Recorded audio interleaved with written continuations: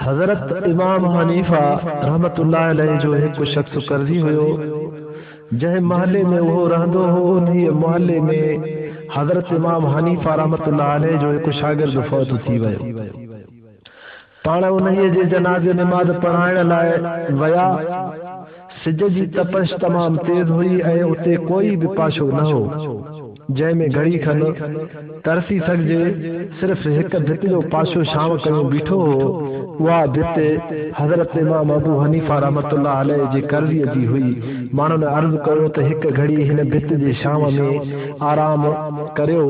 पाण फरमायाऊं त भित जे मालिक मुंहिंजो कर्ज़ी आहे, इन्हीअ करे हिन भित मां फ़ाइदो हासिल करण वारा रवा न आहे। जेकॾहिं मां हिन भित मां कुछ फ़ाइदो हासिल कंदुसि त उहो व्याज में शुमार थींदो। सुभान अल्लाह, सुभान अल्लाह।